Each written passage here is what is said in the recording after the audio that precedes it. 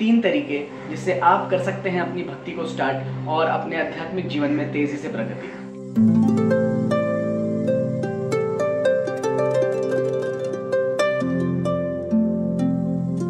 हरे कृष्णा दोस्तों, भगवत गीता में ऐसा कोई भी विषय नहीं जिसका वर्णन ना किया गया। तो आज मैं आपके लिए लाया हूँ 3 ऐसे तरीके जिनका पालन करने से आपके आध्यात्मिक जीवन में तेजी से उन्नति होगी। तद्विधि प्रणिपातेन परिप्रश्नेन सेवया उपदेक्षयन्ति ते ज्ञानम ज्ञानिनस्तत्त्वदर्शिनः।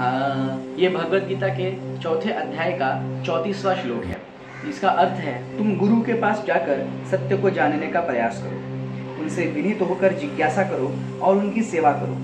स्वरूप सिद्ध व्यक्ति तुम्हें ज्ञान प्रदान कर सकते हैं क्योंकि उन्होंने सत्य के दर्शन किए हैं। तो ये तीनों टिप शुरू करने के पहले सबसे पहला सवाल, हमें गुरु की जरूरत क्यों है?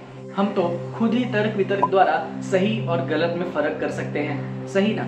बिल्कुल गलत। देखिए, हम अपने तर्क बुद्धि या तर्क शक्ति द्वारा छोटी मोटी आध्यात्मिक जो फिलॉसफी है उनके बीच में तो आसानी से भेद कर सकते हैं, लेकिन जहाँ पे हमें एडवांसमेंट की बात करनी होगी तो हमें एक एक्सपर्ट की जरूरत होगी, एक एक्सपर्ट यानी विशेषज्ञ गुरु की जरूरत पड़ेगी। जिस प्रकार यदि आपको छोटी मोटी बीमारी जैसे कि अपचन की अगर समस्या हो जाए तो आप स्वयं किसी घरेलू नुस्खे से उसे ठीक कर सकते हैं, लेकिन यदि किसी को कोई बड़ी बीमारी हो जाए तो उसे किसी विशेषज्ञ डॉक्टर की सलाह से ही इलाज करवाना होगा। उसी प्रकार छोटे मोटे आध्यात्मिक विषयों पे तो हम अपने तर्क शक्ति द्वारा बिल्कुल सही और गलत का फैसला कर सकते हैं, परंतु जब एडवांसमेंट यानी उन्नत आध्यात्मिक विषय की बात आती है तो उसके लिए हमें एक विशेषज्ञ गुरु चाहिए जिसने स्वयं तत्व का दर्शन किया हो। वही गुरु हमें स्वयं तत्व दर्शन के मार्ग पर आगे ले जा सकता है। एक उदाहरण और लेते हैं। जिस प्रकार यदि आपको इंजीनियर बनना हो तो आपको ऐसे गुरु से सीखना होगा जिसने स्वयं इंजीनियरिंग की पढ़ाई पूरी कर ली हो। उसी प्रकार यदि आपको भगवत तत्व के दर्शन करने हैं तो आपको ऐसे व्यक्ति से मार्गदर्शन लेना होगा जिसने स्वयं भगवत तत्व के दर्शन कर लिए। तो बिना समय को और नष्ट किए फटाफट हम आगे चलते हैं और देखते हैं कि हमारी पहली सीख क्या है। तो सबसे पहले आपको जाना है एक सच्चे आध्यात्मिक गुरु की शरण में और उनसे जाकर करना है श्रवण। श्रवण मतलब भगवान के नाम, रूप, गुण, लीला वगैरह को सुनना है, क्योंकि भक्ति की सबसे पहली स्टेज ही श्रवण है। यानी हम जब सुनते हैं तो हमारे हृदय में श्रद्धा का निर्माण होता है। गुरु के पास पूरे समर्पित भाव से जाना है, यानी जो भी उन्होंने आदेश दिया उसे शंका रहित होकर स्वीकार करना है। यदि हम श्रद्धा नहीं रखेंगे तो हम भक्ति में अग्रसर नहीं हो पाएंगे, क्योंकि भौतिक और भक्ति के चीजों में यही अंतर है। भौतिक चीजों में पहले इस्तेमाल करें फिर विश्वास करें, लेकिन अध्यात्म में पहले विश्वास करेंगे तो आपको इस्तेमाल करने मिलेगा। लेकिन याद रहे, हमें सच्चे और रिकॉग्नाइज्ड गुरु के पास ही जाना है, वरना मार्केट में बोगस गुरु तो कई सारे हैं। कई ऐसे गुरु हैं जो सालों की सजा काट रहे हैं अलग अलग केसों में। तो आपको अपने बुद्धि का इस्तेमाल करना होगा और सच्चे गुरु की तलाश करनी होगी। क्या सच्चा और रिकॉग्नाइज्ड गुरु? अब ये कहाँ से ढूंढूं? भाई ऐसा कोई पता है क्या जहाँ पे सच्चे और रिकॉग्नाइज्ड गुरु मिलेंगे? अरे बिल्कुल पता है जी, और उस पते का पता है उपदेशामृत का श्लोक नंबर 1। इस उपदेशामृत के रचयिता हैं श्रील रूप गोस्वामी, जो कि राधा कृष्ण के प्रमुख सखियों में से एक रूप मंजरी सखी के साक्षात अवतार हैं। उपदेशामृत का पहला श्लोक है, एक शांत व्यक्ति जो बोलने की इच्छा, मन की मांग, क्रोध की क्रिया और जीभ तथा पेट और जनांगों के आग्रह को शांत रख सकता है, वह दुनिया भर में शिष्य बनाने के लिए योग्य है। तो ये है सच्चे गुरु के लक्षण। और वो गुण क्या क्या है? तो पहला लक्षण है शांत व्यक्ति, यानी वह गुरु के अंदर शांति होनी चाहिए। वह बात बात पे चिड़े, गुस्सा करे, ऐसा गुरु नहीं होना चाहिए, शांत होना चाहिए। दूसरा गुण है कि वह मन की इच्छा को कंट्रोल कर सके।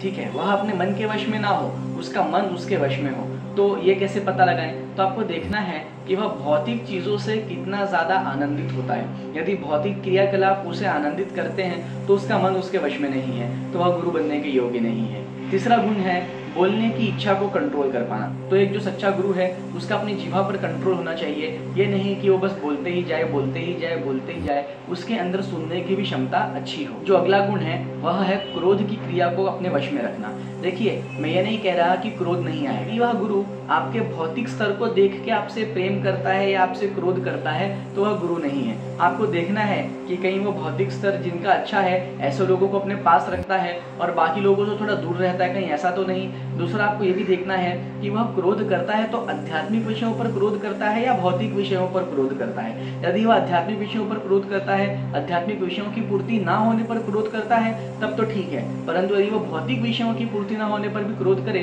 तो वह गुरु बनने के योग्य नहीं है। जो अगला गुण है गुरु का वह ये है कि उसे अपनी जीवा और पेट पर भी कंट्रोल करना है, यानी खाने की उसकी जिज्ञासा, लालसा पे उसका पूर्ण वश होना चाहिए। ऐसा नहीं कि 56 भोग मिले तो आहा हा हा हा, नहीं तो तू जा जा जा जा जा, मतलब खाने पर उसका ध्यान केंद्रित ना होकर आध्यात्मिक विषयों पर केंद्रित होना चाहिए। और जो आखिरी गुण है एक गुरु के अंदर वह ये है कि वह अपने जनेंद्रियों के इच्छा को, प्रबलता को रोक सके, मतलब उसका कैरेक्टर अच्छा हो। तो ये कुछ बातें आपको एक गुरु के अंदर देखनी है। तो आप कैसे चेक कर सकते हैं कि जिसे आप गुरु बनाना चाहते हैं या जिसे आप अपना गुरु मानते हैं उसके अंदर ये सारे लक्षण है कि नहीं। बहुत सरल है, कुछ समय उनके साथ स्पेंड करिए जी, उनके साथ कुछ समय बिताइए, उनके पास रहिए, उनके आदेशों उपदेशों का पालन करिए, तो आपको समझ में आ जाएगा ये लक्षण जो श्रील रूप गोस्वामी ने उपदेशामृत में बताए हैं क्या उस गुरु के अंदर है या नहीं, और आप निश्चय कर पाएंगे कि वह व्यक्ति आपके गुरु बनने योग्य है या नहीं। अब और डिटेल में समझो। इस जगत के शुरुआत में भगवान कृष्ण ने समस्त भगवत ज्ञान 4 जीवों को दिया, ब्रह्मा जी, शिव जी, लक्ष्मी जी और 4 कुमार। और इन्हीं 4 जीवों से आगे चलकर 4 संप्रदायों की स्थापना हुई।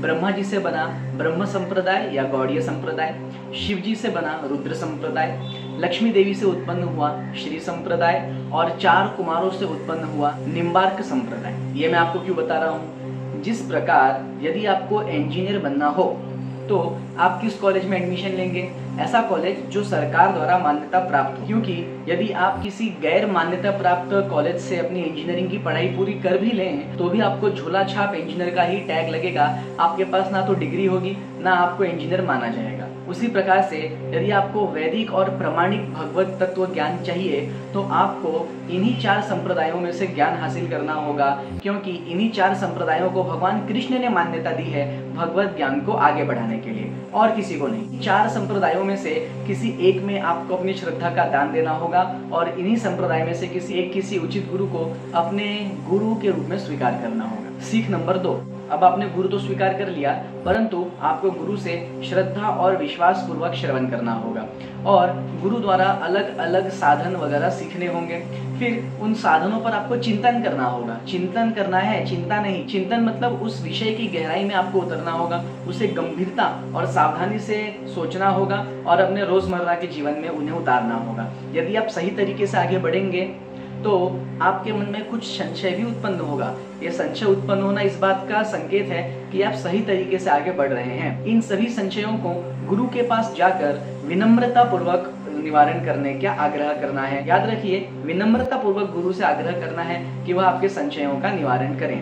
हाँ, कभी कभी ऐसा हो सकता है कि आपको ऊपरी रूप से लगे कि गुरु के उपदेशों का पालन करने के बाद भी मन में संशय बना हुआ है, लेकिन लगे रहिए, गुरु के आदेश का पालन करते रहिए और धीरे धीरे आपके सामने सत्य उजागर हो जाएगा। वो अंग्रेजी में कहावत है ना, गुड थिंग्स टेक टाइम, यानी अच्छी चीजों को बनने के लिए वक्त लगता ही है।